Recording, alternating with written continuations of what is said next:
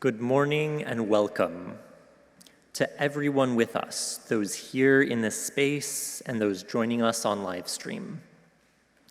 I'm Sam King, and I'll be your worship leader today, and I want to acknowledge that it takes a community to put on a worship service, including Eric Shackelford on camera, Jonathan Silk, our communications director, our Sextons, Thomas Brown, Matias, Pineda, Francisco Castellanos, Amy Kelly, who brought these flowers, Linda Messner, our head usher, and our musicians, Eric Hamilton, Mark Sumner, and Ben Rudiak Gold. Today's service is about autism, and I do want to name that I'm not on the autism spectrum myself, and I don't want to speak for anyone else's experiences or identity. So while I'm always happy to be joined by folks like Tad Hopp and Millie Phillips on the chancel, I'm particularly happy to work with them today because they helped plan this service and make sure that everything from the hymns to the prayer resonated with people with autism like themselves. And I also want to thank Santana McBride, who couldn't be here today, but was similarly involved in making this service possible. We wanted to hold this service partly in honor of World Autism Acceptance Day earlier this month on April 2nd, but also because autism is an identity that is often overlooked and one that is as worthy of recognition and celebration as any other. But as you sink into worship today, my hope is that even if you aren't on the autism spectrum yourself, that you think about your own spiritual deepening as well. So much of autism is about how someone relates to themselves, to the world as a whole, and to each other. And all of those are lessons that each of us can reflect on as well. With that, let us worship together.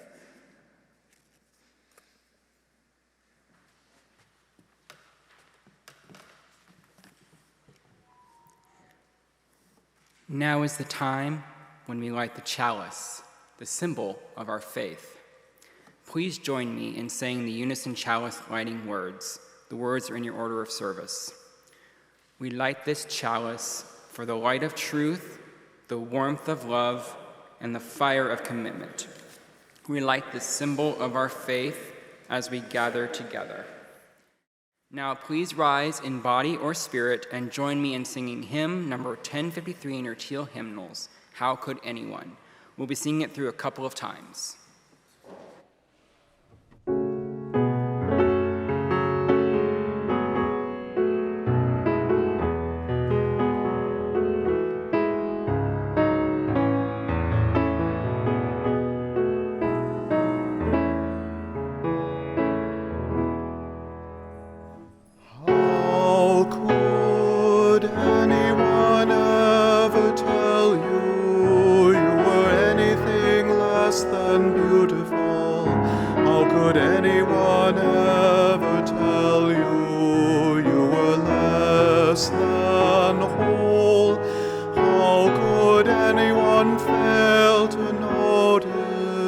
That your loving is a miracle, how deeply you're connected to my soul. How could anyone ever tell you you were anything less than beautiful? How could anyone ever tell you you were less than whole? How could anyone fail to notice that your loving is a miracle? How deeply you're connected to my soul.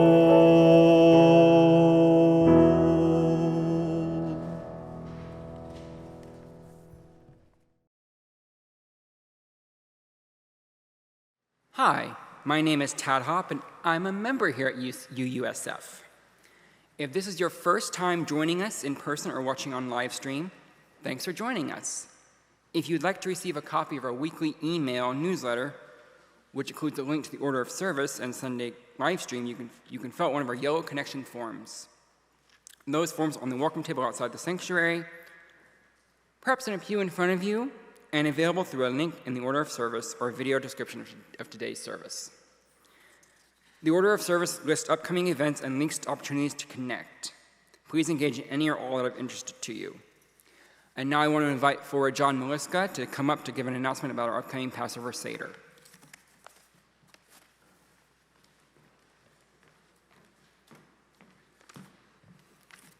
Good morning. So we are having our community Passover Seder dinner this Friday, April 26th at 6:30 in the Thomas Starr King Room. As you know, Passover is a wonderful Jewish holiday celebrating the escape from Pharaoh's oppression. The community Seder is for all of us.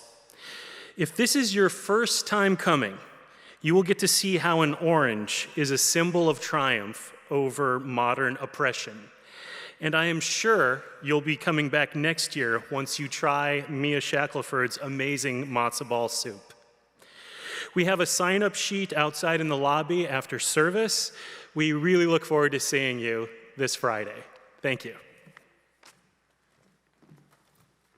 And now Gino has an announcement. Hi, everyone. I'm Gino Fortunato. If you have been here for several years, you've probably noticed that our services have an annual symbol rhythm to them. That's the word I'm looking for. You know, we start off with our kickoff, we have our annual auction, we get into the holidays, and I'm grossly simplifying. But then we go into the period of time where we pledge for next year. Of course, we have the Passover Seder. And before the end of the liturgical year, we have this event we call the All-Church Retreat. It's in beautiful Occidental California, and it's time to think about signing up for the retreat. You can give a workshop, you can just come and enjoy the beautiful outdoors, but most of all, retreat!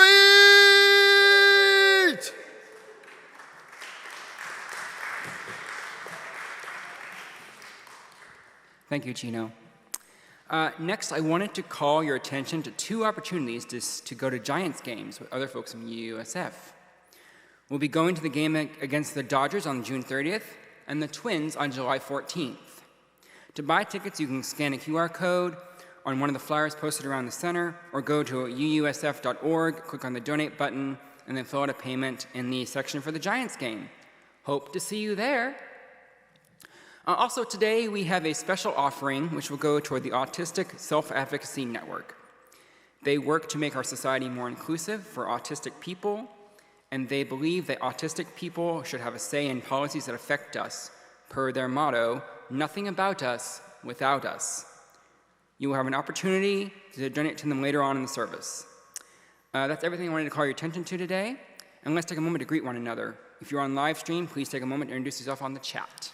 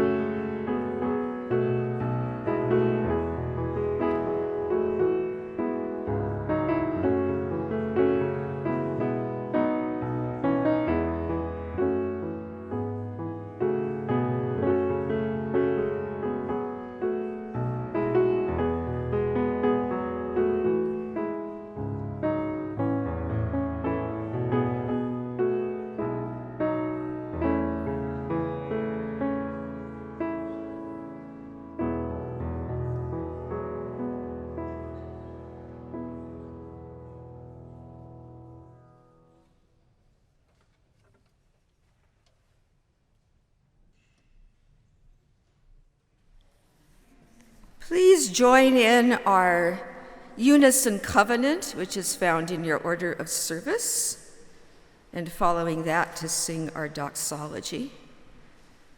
So in our unison covenant, love is the spirit of this church, and service is its prayer.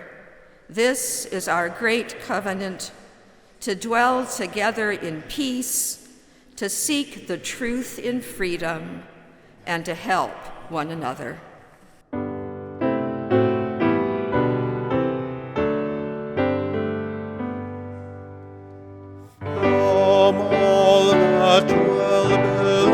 The skies, let songs of hope and faith arise.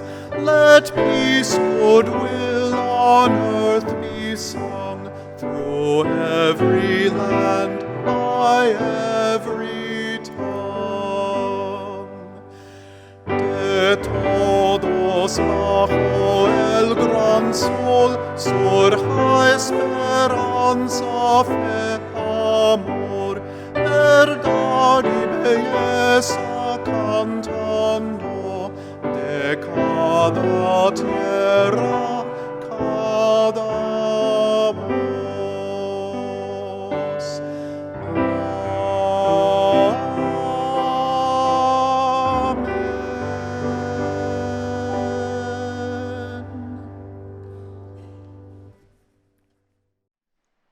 I want to preface my reflection with a slight trigger warning.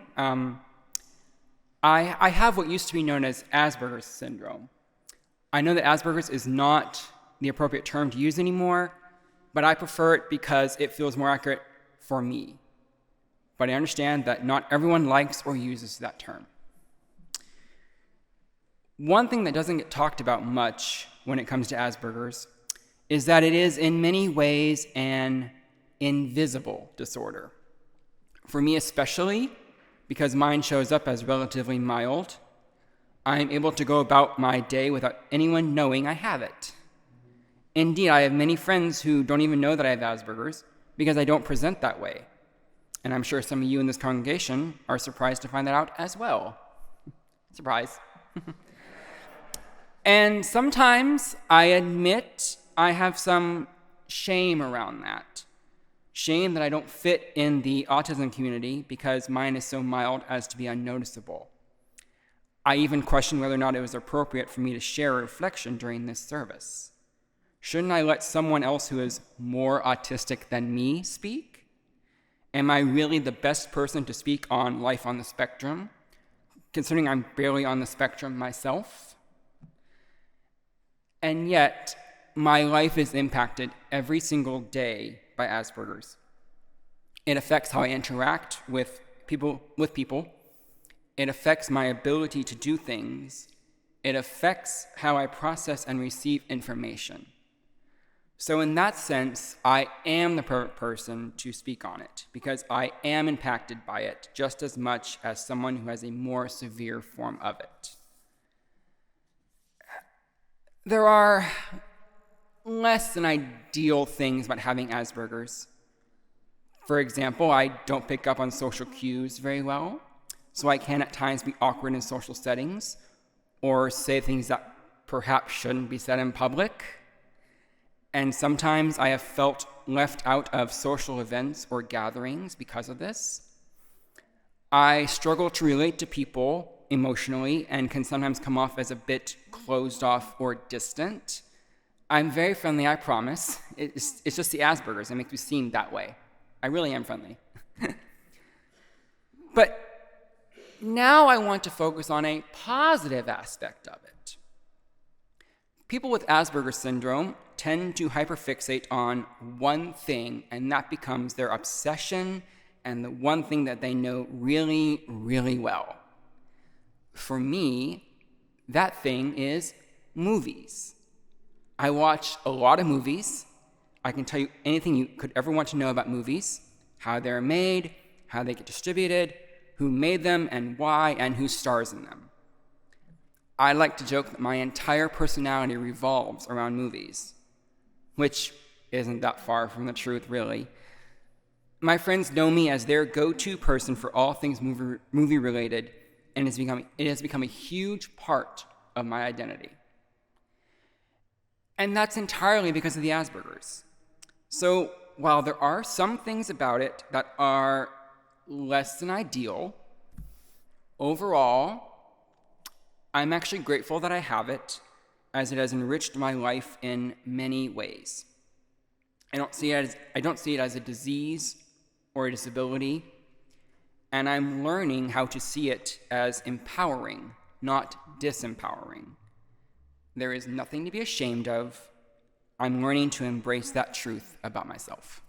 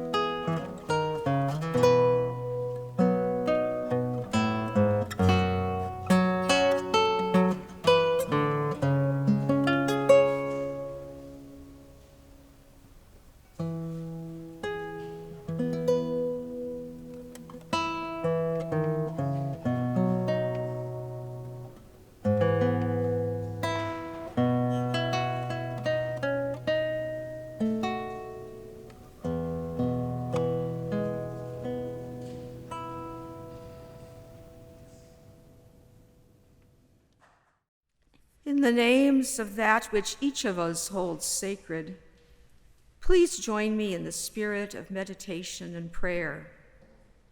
With compassion, solidarity, and resolve, may we take action to reduce great suffering, genocide, war, displacement and unwanted migration, hunger, a lack of housing or access to life-saving medical care, poverty, and the desperation and hopelessness that often accompany it. And yet may we also remember among us those we are much more likely to encounter in our daily lives, whose struggles may be less obvious or severe, yet are painful nonetheless. People with unusual emotional needs and responses, people who may think or talk or listen in ways foreign and thus frustrating to others. People who give a literal response or a lengthy explanation to a purely rhetorical question, a criticism, or a polite platitude like, "How are you?" Who have no grasp of small talk, who are honest and direct and confused when others aren't. People who have uncomfortable sensitivities to sounds, textures, or smells, who are easily overwhelmed by too many inputs. People who are focused intently on one subject. Those who find changing their routines to be a source of extreme stress. People who ask lots of questions about things others think are clear or obvious, who don't recognize subtle nonverbal cues telling them to shut up. People who are clumsy and uncoordinated. Those who fidget and don't look straight at others while they are talking. People for whom standard advice about changing their reactions doesn't work, no matter how hard they try to do it. People who are eccentric in their appearance and mannerisms, who march to an unseen drummer no one else hears. Yes, people who don't meet the standards of capitalist productivity, by which most of us, whether we realize it or not, use to judge the attitudes, abilities, and ultimate worth of others. People far too often wrongfully condemned as naive, antisocial, individualistic, manipulative, self-centering, lazy, lacking empathy, or motivated by a horrendous sense of entitlement to nonconformity. May we then resolve to see the truth, that we each strive in our own ways to fit into a society not designed for the well-being of any of us, yet alone for those hardwired to be literal thinkers, socially awkward, unusually sensitive, and passionately focused. Autistic and other neurodiverse people have struggled too long to overcome the self-righteous assumptions and demands for conformity demanded by the neurotypical majority to alleviate its discomfort with difference. May we, people like myself and Tad, whose reflection mirrors my own life experience, although identified much later in life, continue to find welcome here as equal partners, valued for our differing perspectives and honored for our resilience. This is our home. May it be so for all of us. Amen. Today's offering will go toward the Autistic Self-Advocacy Network, ASAN. ASAN works to make our society more inclusive for autistic people, and they believe that autistic people should have a say in policies that affect us. Per their motto, nothing about us without us. Please give generously. Thank you.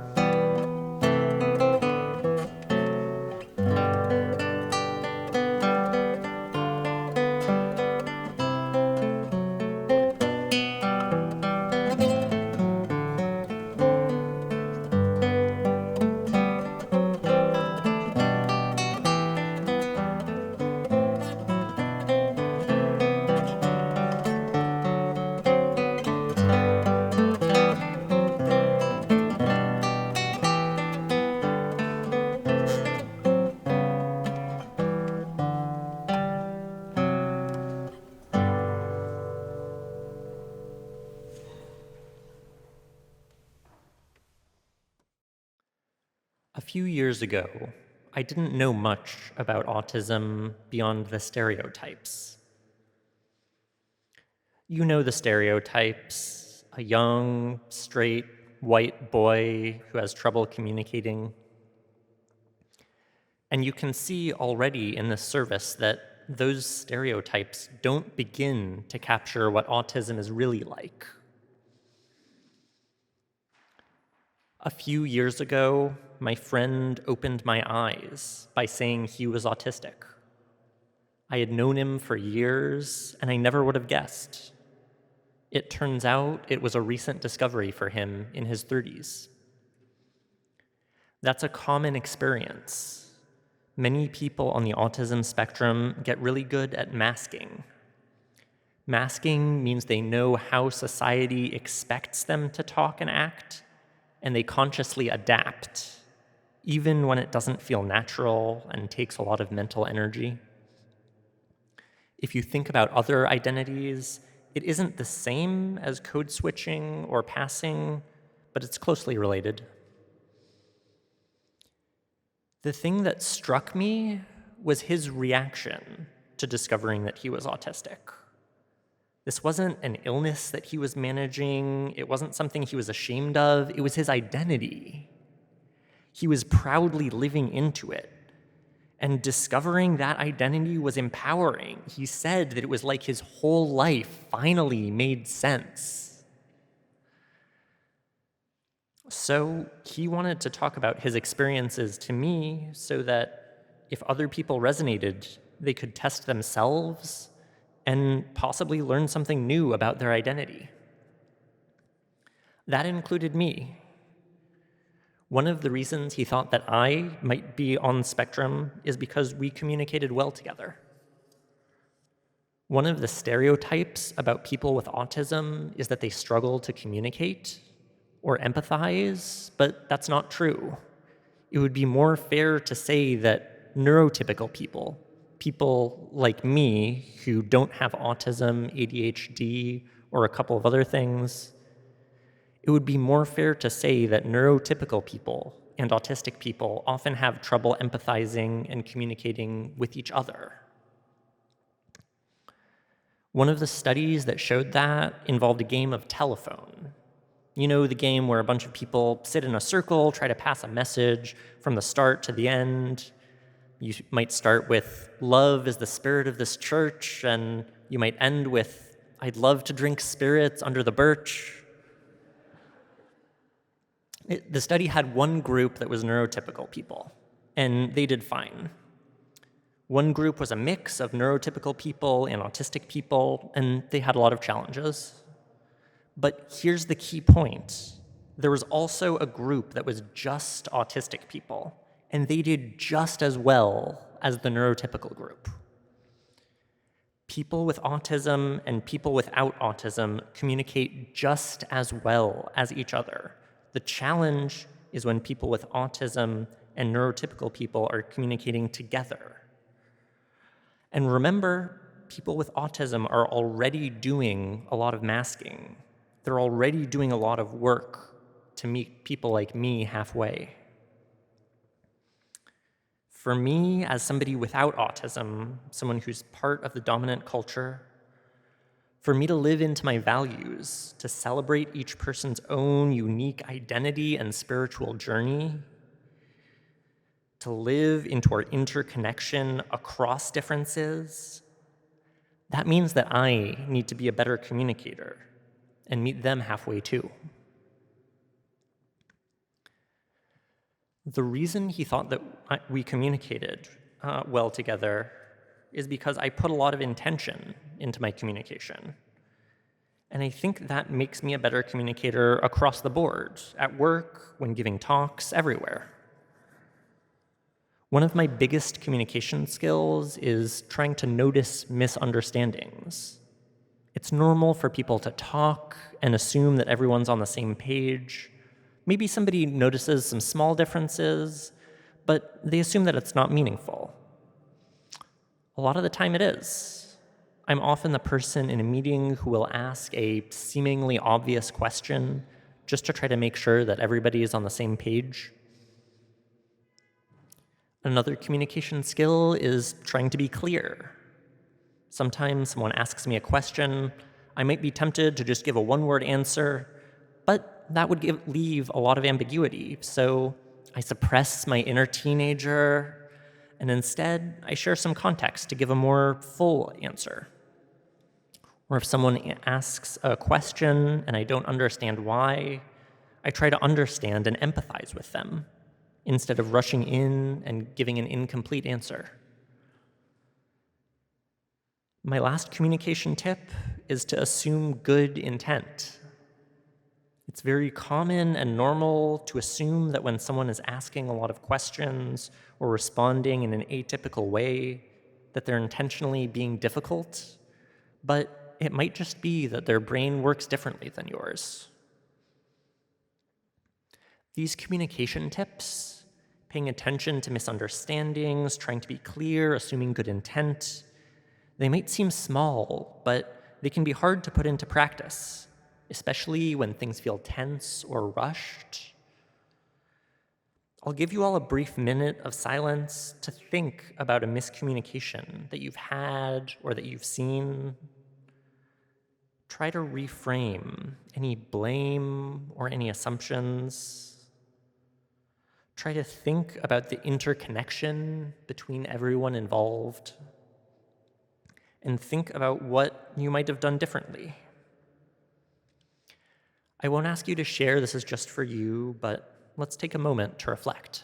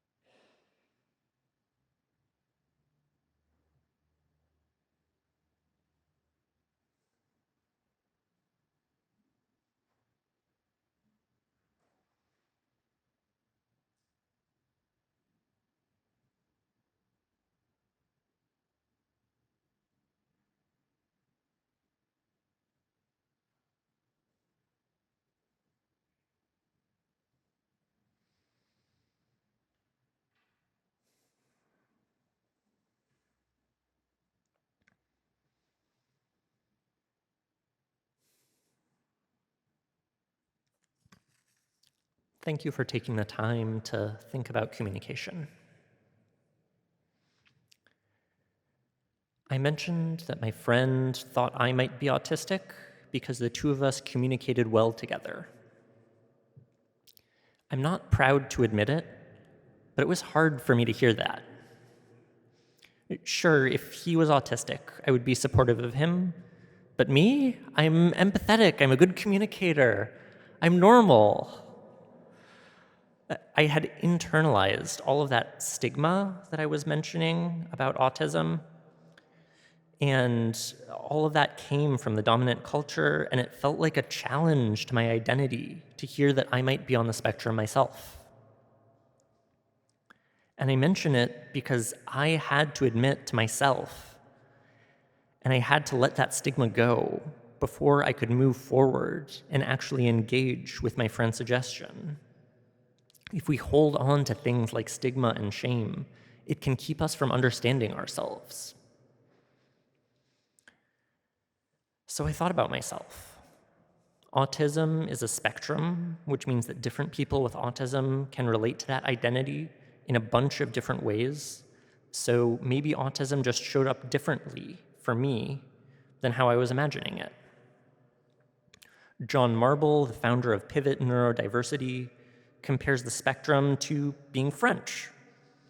He says there's millions of different ways to be French, and a gay fashion designer in Paris and a Catholic nun in Bordeaux are going to be radically different, but they still understand each other as French. We might think of autistic people with higher support needs, such as nonverbal autistic people, as being more autistic, but as Tad mentioned in his reflection, talking about more or less is a mistake. That's how we talk about illness, and autism isn't an illness, it's an identity. Much of the research that I did for this service came from a book called We're Not Broken by Eric Garcia, an autistic journalist who compiled stories of people across the autism spectrum.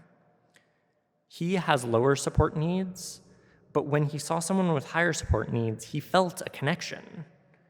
He writes, Mel Baggs couldn't speak, but used their body to communicate.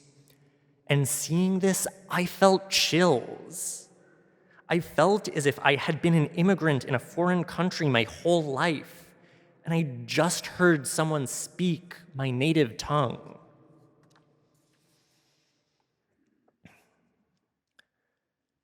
So since autism shows up differently for different people, I thought about some of the parts that I could relate to.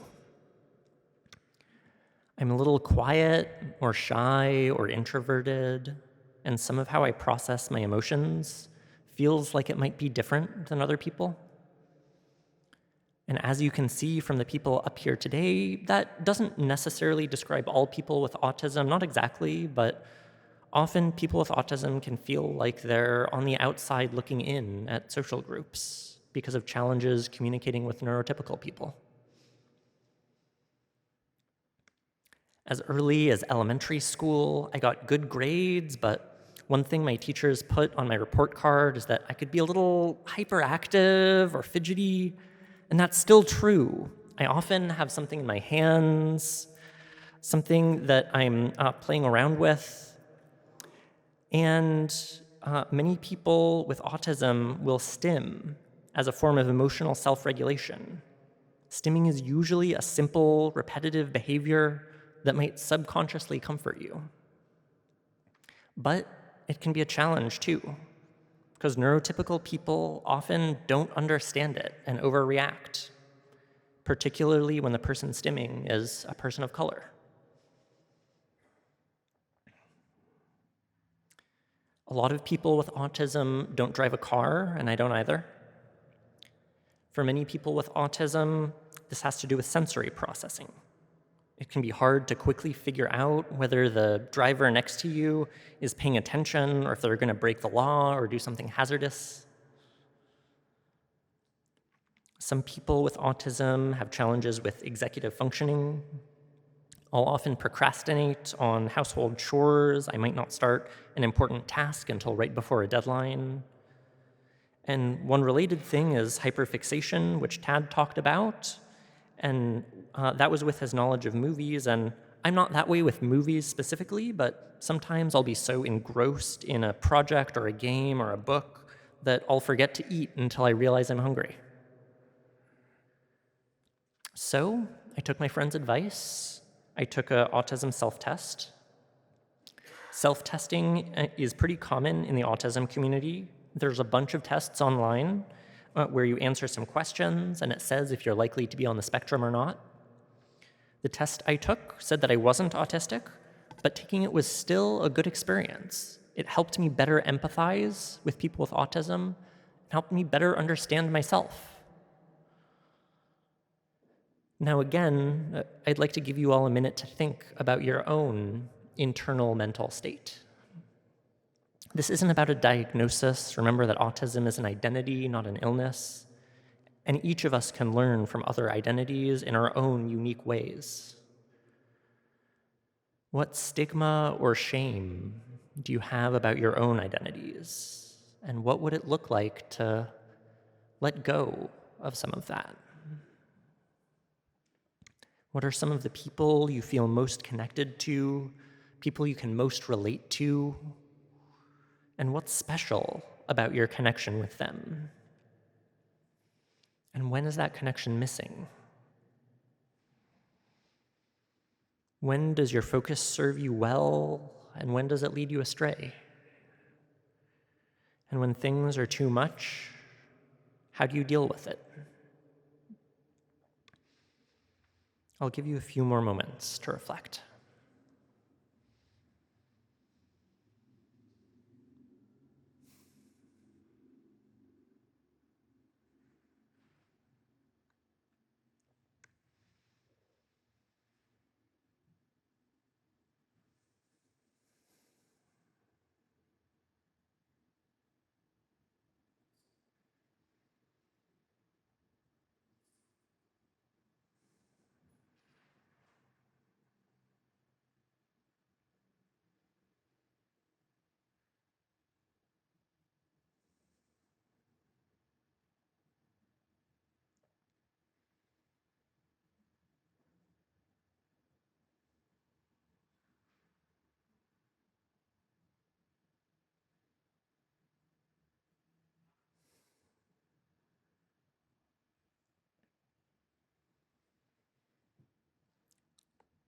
Thank you for taking the time to reflect.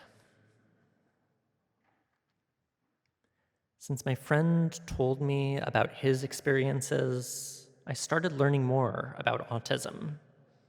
I started noticing it in a lot of places and a lot of people. I've had times in Sunday school where a kid will respond very literally, and the teachers will assume they're intentionally misunderstanding the question. But when I would try reframing things, it was clear that they really wanted to engage. They just weren't understanding. I've also seen it with adults when talking about social justice issues. A facilitator might use metaphorical language, and when a participant responds literally or asks follow-up questions, the facilitator might assume they're embodying white supremacy culture or being overly perfectionist, or that they don't actually care, even when they're just trying to engage. When I've spoken with friends on the spectrum, they've said that situations like those are pretty common. They've said that they've had those experiences themselves. And it's not great when we as a community are talking about social justice, but when someone tries to engage, we act like they're the enemy, just because they process information in a different way. It's not great when we think of a kid as a smart aleck just because they process information in a different way. And the reason that I've been learning more about autism myself is I want to do better.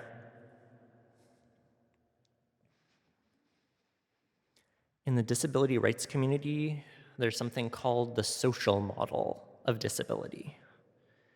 The idea is that whether something is a disability isn't an objective fact of nature. It has to do with who we are as a society. You can think of eyesight. I'm extremely nearsighted, and without my glasses, I think I can tell Millie and Tad apart, but I'd have to squint and it'd be a stretch.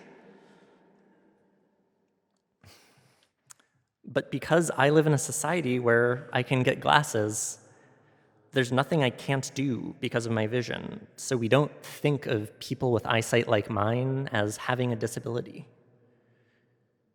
Whether or not it's a disability depends on who we are as a society.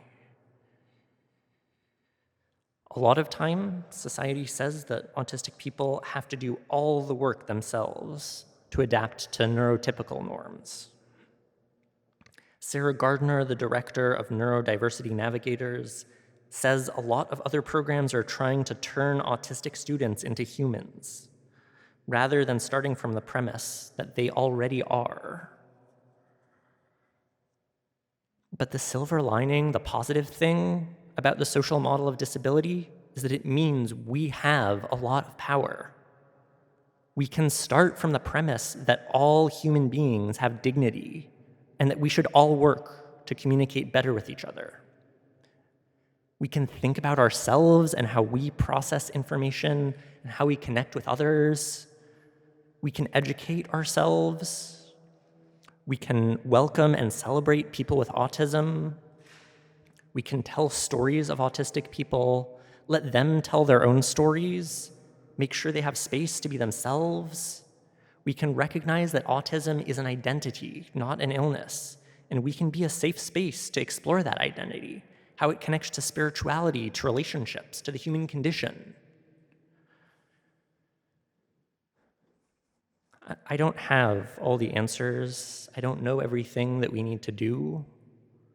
But I think that these questions are worth asking and struggling with and living into.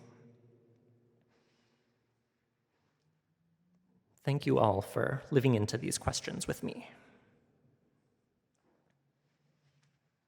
Blessed be. And now please rise in body or spirit and join me in singing hymn number 6 in your gray hymnals, Just as Long as I Have Breath.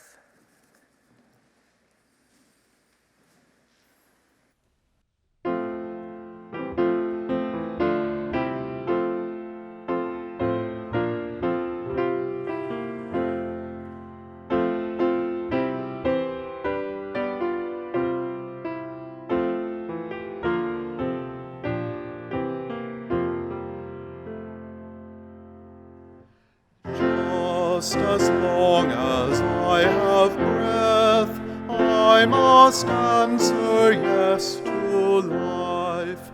Though with pain I made my way, still with hope I meet each day. If they ask what I did well, tell them I said yes to life. Just as long as vision lasts, I must answer yes to truth. In my dream and in my dark, always that elusive spark. If they ask what I did well, tell them I said yes to truth. Just as long as my heart beats, I must answer yes to love. Disappointment pierced me through, still I kept on loving you. If they ask what I did best, tell them I said yes to love.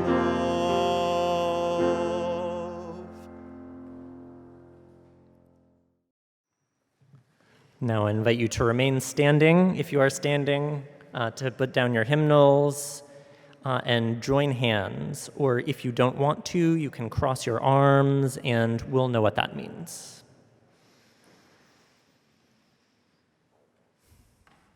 Now, in our comings and our goings, may the light of love shine upon us, out from within us, be gracious unto us, and grant us peace. For this is the day we are given. May we rejoice and be glad in it. Blessed be.